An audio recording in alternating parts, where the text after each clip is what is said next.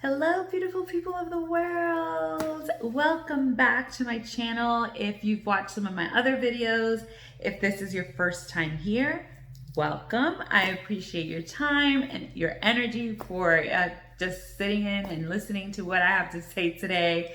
And I really wanted to take some time today and focus on just our mental health.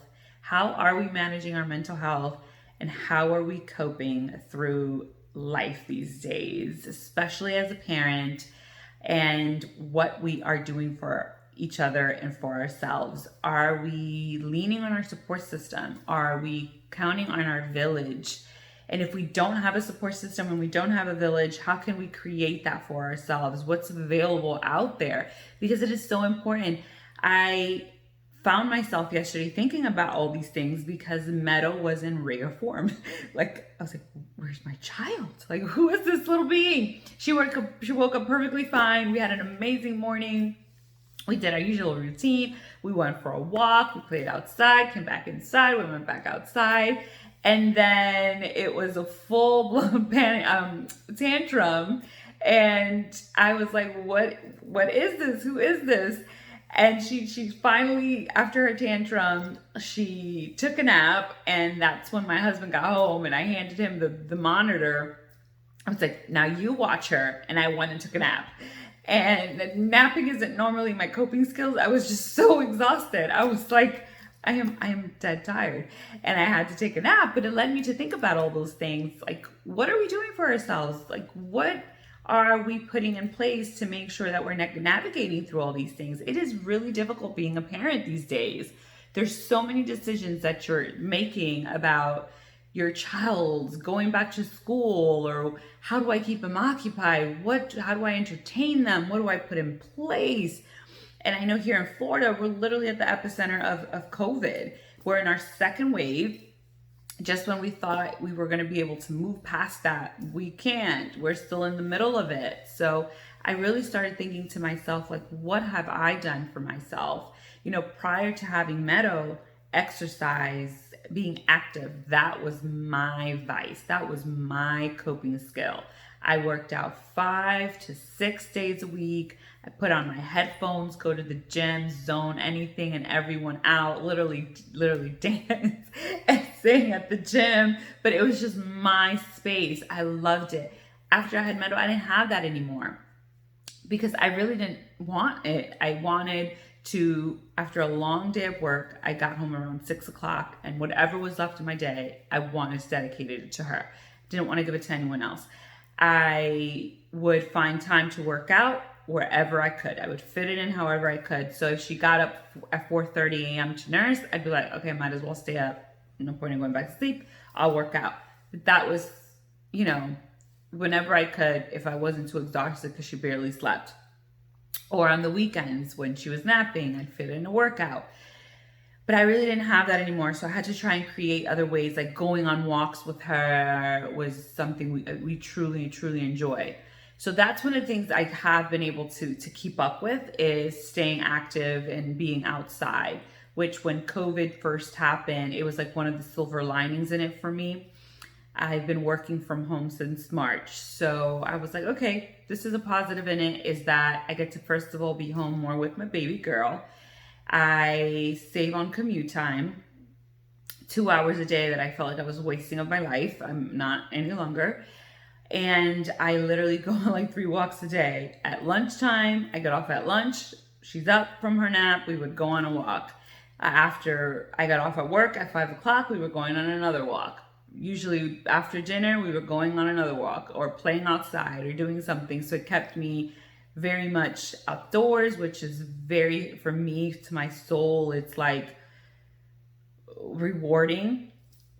We bought bikes soon after, around April. We bought bicycles for me and Brian, and then we got Meadow this little trolley that I'm happy to show you guys what that looks like. But we do that sometimes on the weekends, like on a Saturday or Sunday, and we just ride bikes. And for me, it's heavenly. It's heavenly. But unfortunately, we live in Florida. It rains a lot, and we can't always do that.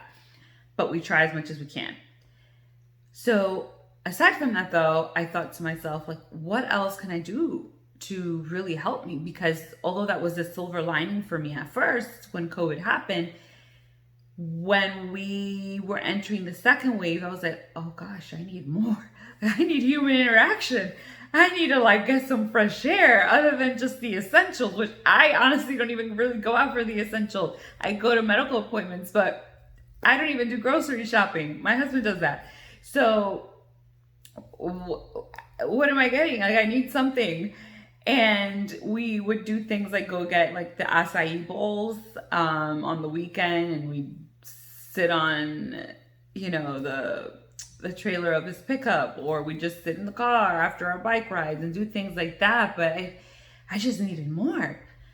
So I made it an effort this past weekend. I was like, I am going to go get my hair done. I'm going to go see my hairdresser. This is an appointment that we've had to reschedule for multiple reasons, COVID being one of them, but other things as well. And I was like, I'm just going to go. I'm just going to go. And I'm not going to feel guilty about it, because one of the things that I would do a lot before is feel guilty. Like, I would literally time it. I'd be like, okay, if I get this done, I'm going to be gone. I would ask her, how long is that going to be?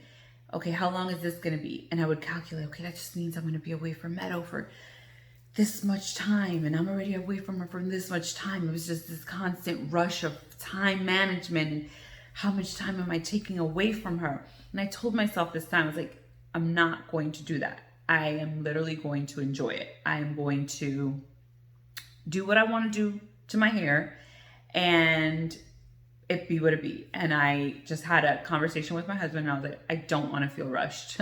I want to be able to go. And I went, and it was magical. She's awesome. And aside from us just having conversations, when she had to do something else, I literally just sat there and would close my eyes, like just enjoying the peace and quiet. And I think I said to myself, this is okay. In order for me to be a healthy mom, I need to take care of myself. Like, I need to do things, because it is a lot of work to be a mom. It is amazing and rewarding, absolutely, but it is also a lot of work. Like I mentioned, she would wake up right at noon when I was taking my lunch break. And for me, it was like, oh my God, this is great, because I can go on a walk with her. And then she started shifting, which I mentioned last video, her nap schedule. So then she wasn't getting up at the same time. And I'm like, oh my God, I'm missing out on time with her. And the other day I said to myself, it's okay. She's gonna be here after you get off of work. It's okay. It's an hour that you get to maybe just exercise, go for a walk by yourself. And I was like, it is okay. You're not like missing out on this time that you're never gonna get back, because you have her all the time. And that was really hard for me.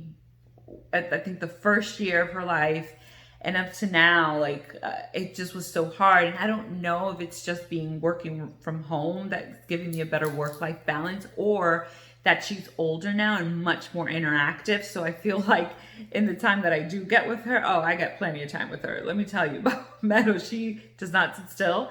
I didn't introduce TV to her. It wasn't something I chose to do. I didn't really want screen time. I preferred her be very active and inquisitive and just play. For me, play is very important. So she did a lot of that. So now, although we put TV on here and there, she just doesn't really have an interest in it. So she just glimpses at it for maybe like 2 minutes, and then she's like, okay, what's next? Let's play. Let's do something else. And she's running around. So I have really had to tell myself, like, lean on your support system. Like, count on the people around you. Count on your village. It is okay if they come over and they help out for like an hour or two. You're okay. You're not missing out. Like, she's there and she loves you. So it made me think of that, but then it also made me think of how, like I said, I'm using my support system. And one of the things that I have really reflected on is the communication between my husband and I, and what that looks like, and what I needed to do, or what I have found to be very helpful in our marriage. Since having Meadow, I think especially, I shared with you that the first year was like challenging. Okay, people. Especially the first couple months. Oh my goodness, like it's tough. It's life changing. It's such a huge adjustment that at times I just was like, what are you doing? And I'm sure not actually, like I wasn't, but you know, like you're just going through all these things and emotions. But what has really been helpful is that I have learned to be very vulnerable in my relationship, and just be very specific on what I need. That I have found has been very helpful in my relationship. So, meaning, I think it's so easy to be like, why do I have to tell you that you have to do X, Y, and Z? Like, no one has to tell me. I just do it. And I think I know I would get hung up on that. And I think what it would cause would be like resentment. Like, this is crazy. Why do I have to share or tell you or what I expect? But the reality is no one reads minds. And I had to be very specific. We are very different. I think men and women, I think our experiences are very different.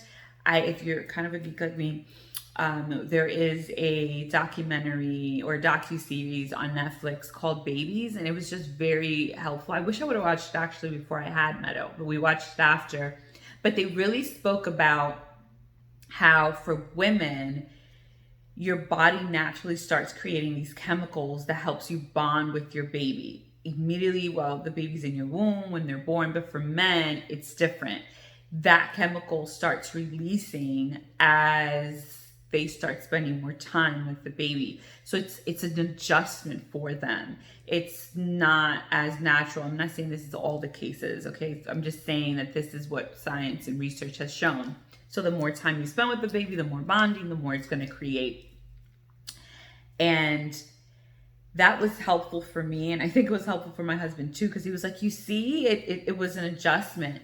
So in addition to that, though, I learned, again, I have to be very specific. I can't just expect him to just know what I need. So what I do now is literally tell him, like, I am very tired today. I need you to do X, Y, and Z. I found myself just recently telling him the next month is going to be very challenging for some personal reasons and things that I'm going through. And I said, I'm going to need you present. I'm going to need you to be more available physically and emotionally. Physically, again, being because Meadow is super active and it's always wrangling her, running around, playing with her.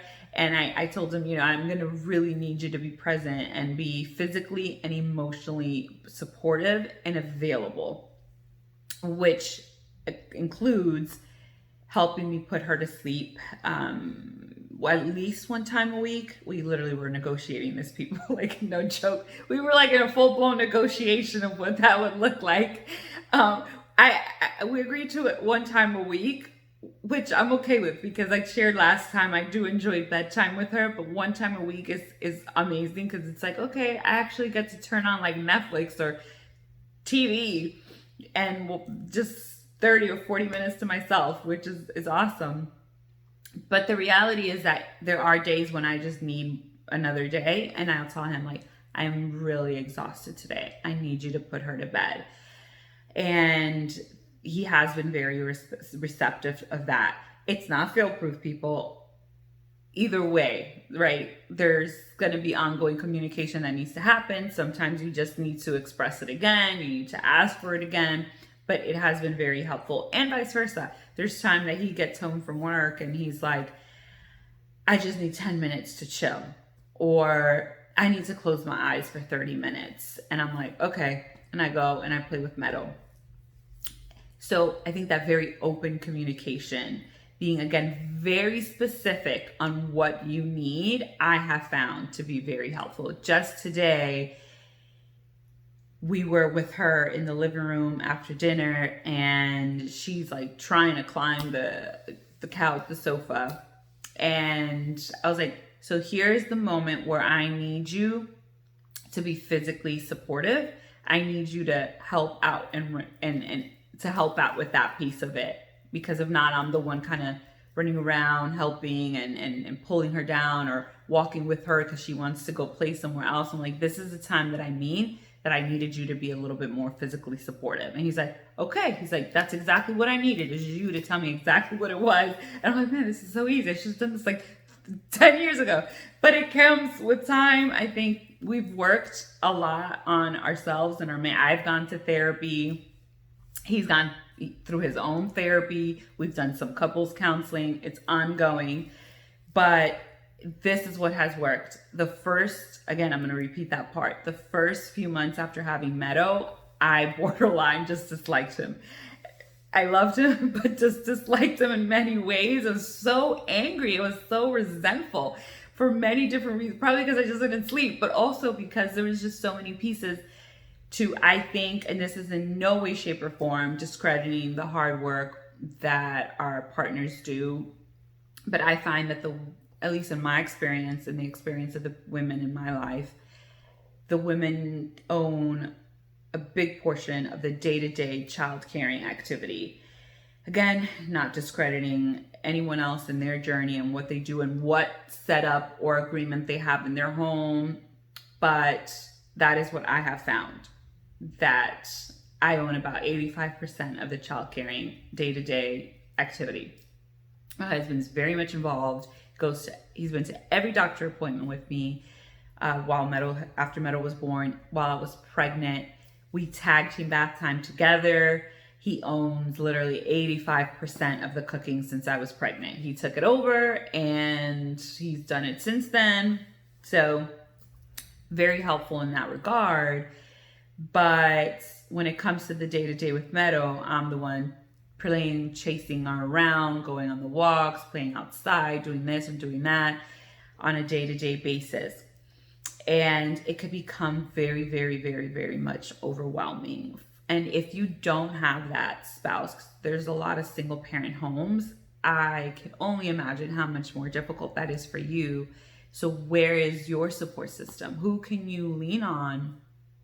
Who can you be vulnerable with to say, I need some help. I need even 30 minutes. I need an hour.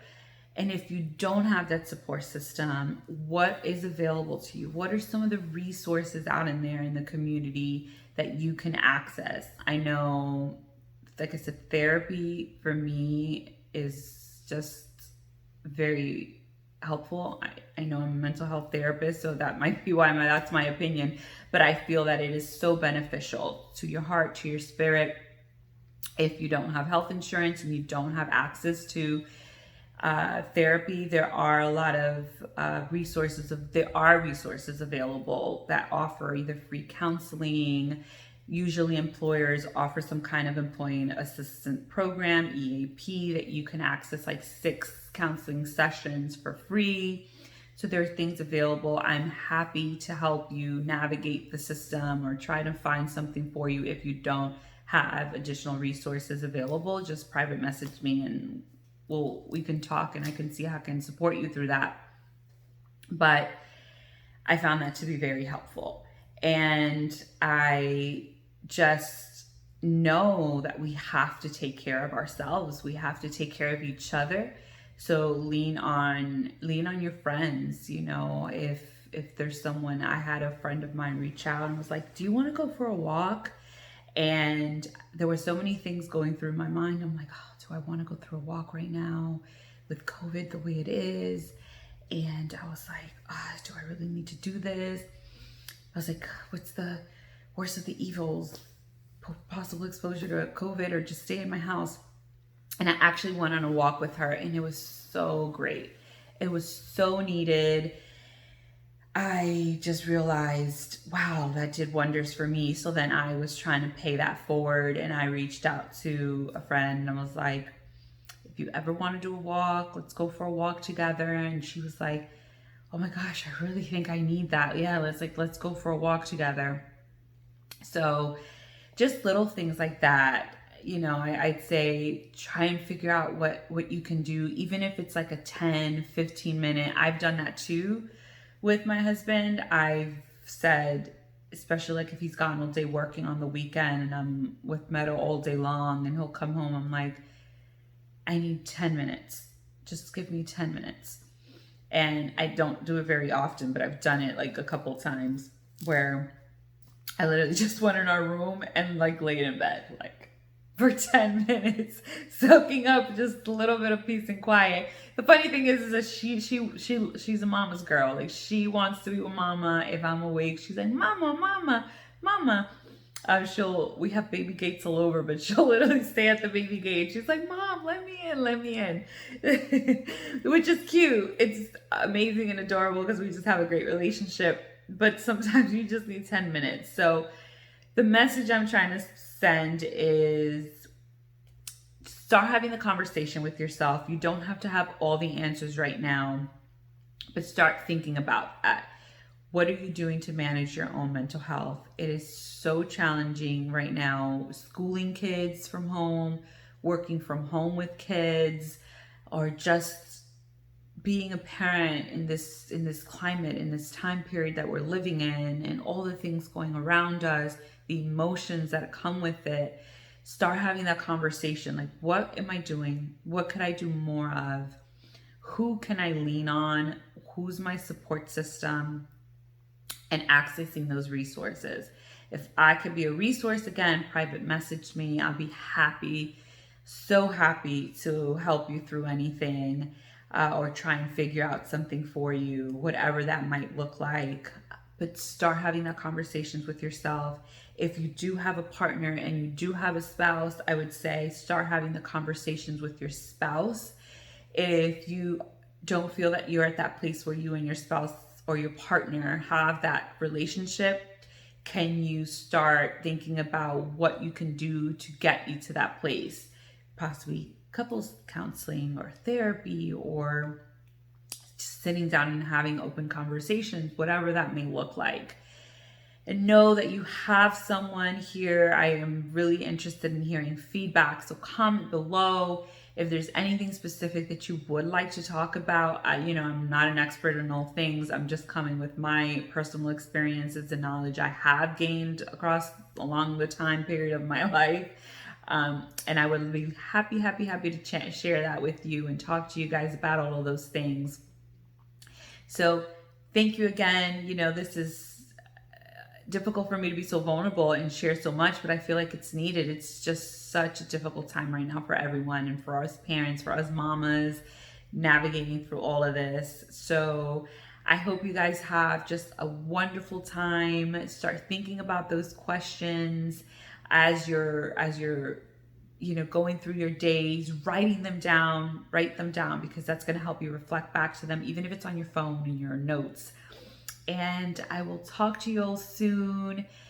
I hope you have, again, a wonderful time until the next time we speak again, and that you're able to find a way to just manage and cope through life these days. I'll talk to you all soon. See you soon. Bye.